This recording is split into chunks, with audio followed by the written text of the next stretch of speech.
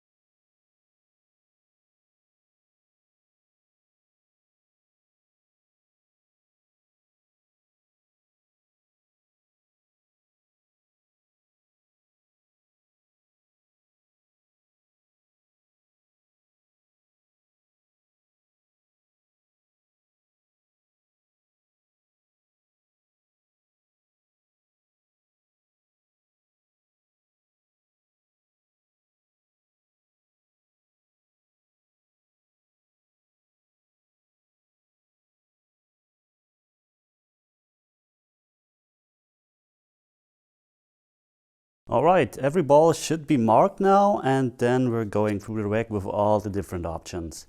So first of all, let me show you the angle we have on the 2-ball.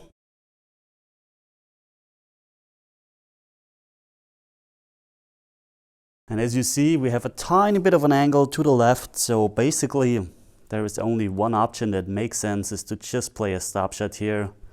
See if I can reach that stop shot. Yeah, it's not the perfect angle, but we can work with that angle, so there's nothing to discuss about. So we're just playing a stop shot here. Maybe a tiny drawback actually.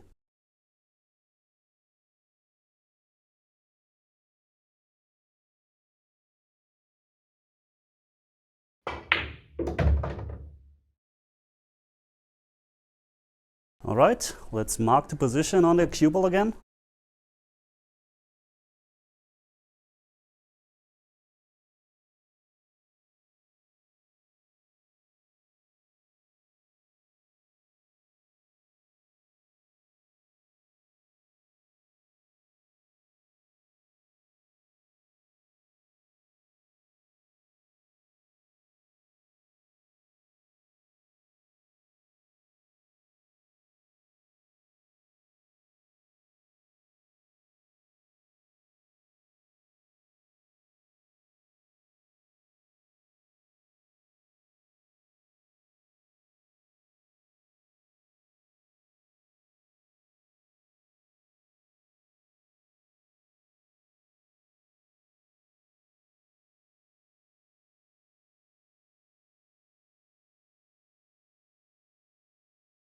All right, on the 3-ball we have two options, but one option that makes sense. The other option is just too difficult and too wild.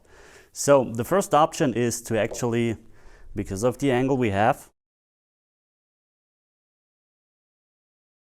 to go 2 rails. That means going towards here, here, and here, to have an angle on the 4-ball to get nicely towards the 5-ball. That's the first option. And the second option we have is to play it with inside spin, which doesn't really work here, but some of you would try to play this with inside spin. That means bringing the cue ball towards here, and with inside spin trying to hold the cue ball somewhere here, but the angle is just too much. So let's first show you my option that I have. That means I'm hitting low with right spin. I'm letting the right spin do the job for us. It fastens the cue ball up, and we should end somewhere right here.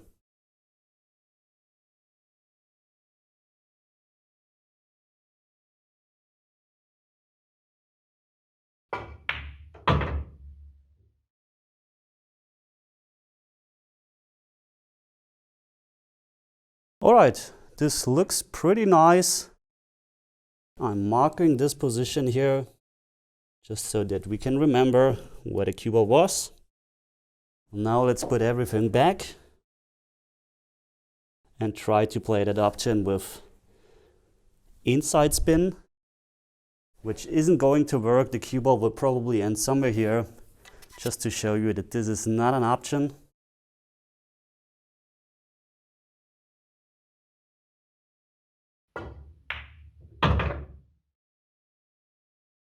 As you see, we still have a shot, but it's not the shot we want to have. We're much further away, and also the shot itself becomes more difficult because of that inside spin. So let's put the cue ball to where we ended on the 4-ball.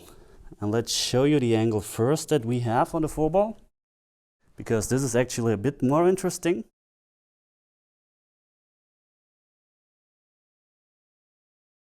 Here I have two real options. The first option is to just play a stun shot, go into the rail and towards the 5-ball. The big advantage is that we will probably have an angle on the 5-ball where we can go into the rail and out for the 6-ball. The other option that we have is to follow the ball with left spin. That means cue ball should go towards here, here, then here, and end on the 5-ball. The problem we have with that shot is that we maybe end up straight, which isn't the worst shot in the world because we can just draw back. So I would say those two options are equally okay here. So let's do my first choice and actually play that stun shot. And afterwards we're playing the other option with follow and left hand spin.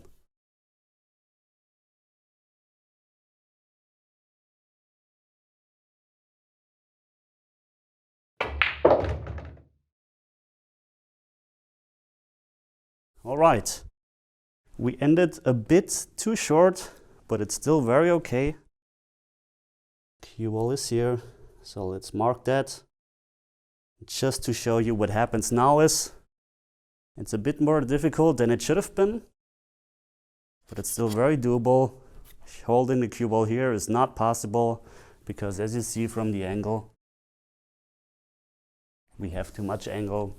So I'm trying to get somewhere here, just going into the rail towards here, and either play the 8-ball into this corner pocket or into this corner pocket. So the margin for error is very big. So let's play this shot first to show you how this would look.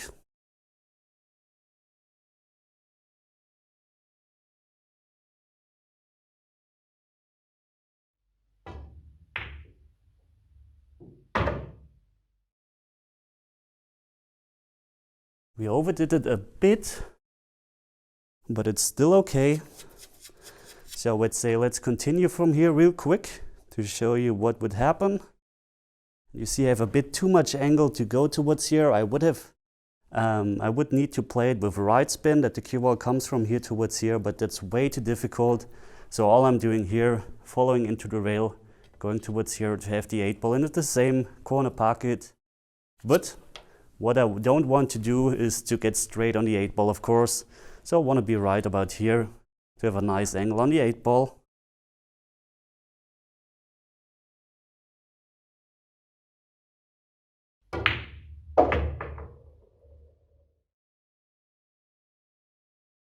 A bit too close to the rail, but this is still very okay. And now on the 8-ball I also have two options. I could either try to draw the ball towards here, this path, or just go straight down towards the 9. And I think this is much easier because with the draw I have to elevate from the rail. So I'm just playing the ball with follow and a touch of right hand spin so that the cue ball doesn't go towards here, but more straighter here out of the rail because of the right hand spin. It's important to follow nicely through the cue ball here on this shot.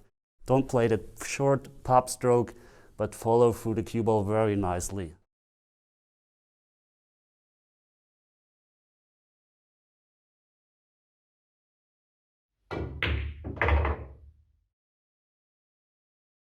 And as you see, we have a perfect shot on the 9-ball. Nothing to talk about here. But I would say let's set everything up again.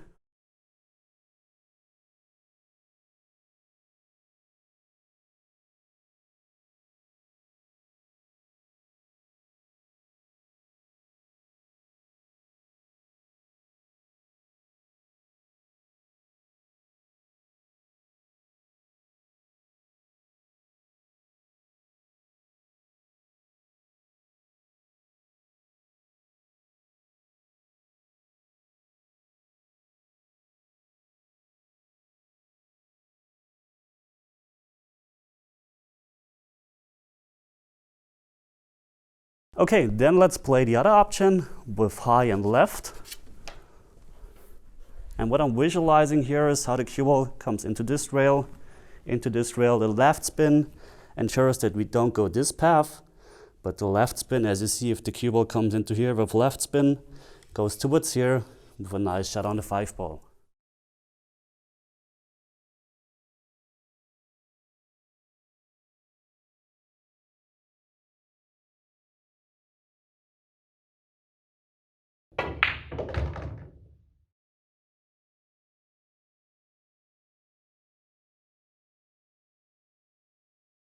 And as you see, this also worked. We're now straight on the 5 ball, which is very okay. And now it's basically the same situation. This is the straight line. If we end here, we bring the cue ball towards here. If we end on this side, not too far on this side, like this, we are going into the rail. And if the same thing happens, that we end way too far here, we have to go into the rail towards here to play the 8 ball into this pocket. So I think I'm going for that straight-in shot, where I just have to follow, because if I come too short, we have a shot. If I come a bit too far, we still have a shot. So it's almost where the cue ball is right now. Let's draw it back. Train is passing by.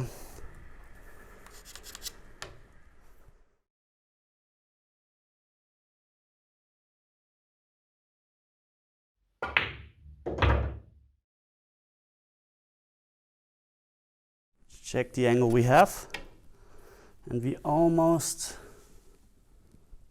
have that same problem that we had before, but I think I'm going to follow and just a tad of left spin, but just really a tiny bit. Don't want to do too much. As you see, it's not a lot.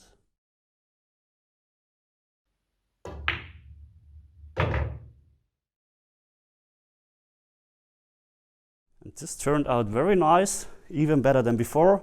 Yes, we have more angle, because if you remember before we were here, but this is much easier because we can play a very slow rolled shot, just concentrate on making the ball without any spin, just going towards here, have a nice shot on a 9 ball.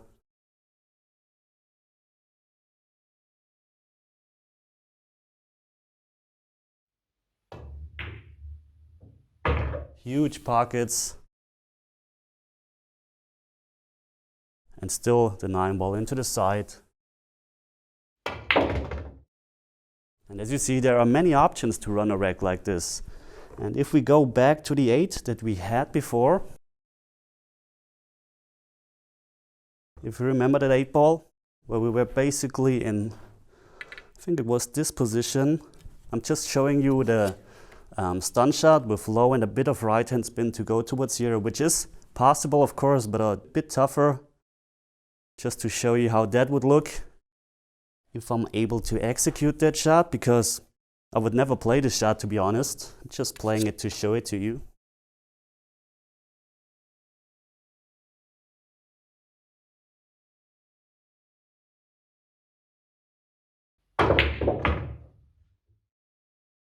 You see, it still works, but it's not that controlled, to be honest.